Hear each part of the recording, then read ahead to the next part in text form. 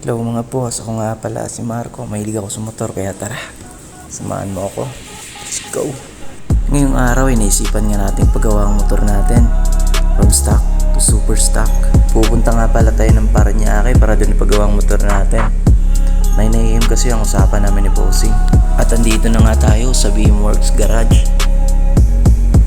Hindi nga pala tayo masyadong excited kaya medyo maaga tayo. Dito ay sinimula na nga ni boss kasi marami pa siyang nakaabang ng mga customer. At dito ay natanggal na nga ni boss yung head at bore ng makina. Sobrang recommended ko nga pala to sa inyo si boss kasi tignan nyo naman. Sobrang linis ang makina ko. Sobrang bihira ka lang makatagpo ng mga mekaniko na sobrang tiyaga maglinis ng makina.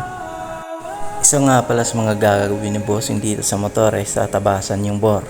At dito naman ay tatabasan din pala ni boss yung piston. Sa super stock naman mga boss ay more on headworks at tono ng panggilid ang pinaka-importante. Nga pala, bago ko makalimutan ay pinalitan pala to ni boss ng cam gear, cams, valve spring, valve seal, tsaka piston ring. High comb kasi yung gagawin kaya kailangan ng tabas ng piston at tsaka block. Dito ay pinuport na nga ni bossing yung head, yung intake tsaka exhaust.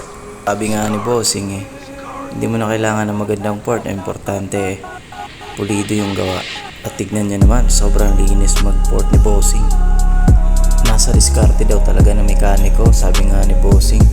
At sobrang nakakatuwa nga to si boss kasi sobrang detalye niya talaga magawa. Ayaw niya yung nakakagabit lang basta yung mga pyesa. Gusto niya yung maayos na pagkakagawa.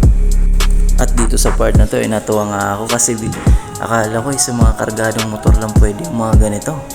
Dinidegree pala ni boss para makuha niya yung tamang sukat at timing ng makina. At boss, stock nga lang pala itong makina ko. Kaya dito ay first start.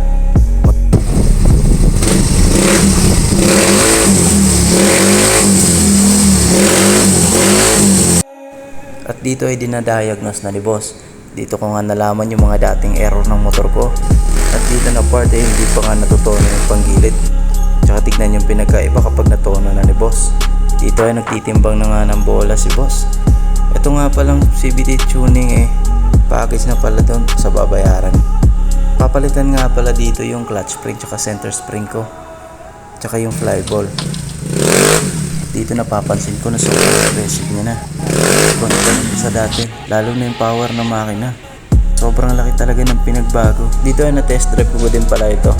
Sobrang okay na sa akin pero hindi talaga makakontento si boss. Kasi gusto niya talagang lumabas ang tunay ng power ng motor mo. Kaya yung natono na nga ni boss nagpaalam na kagad ako.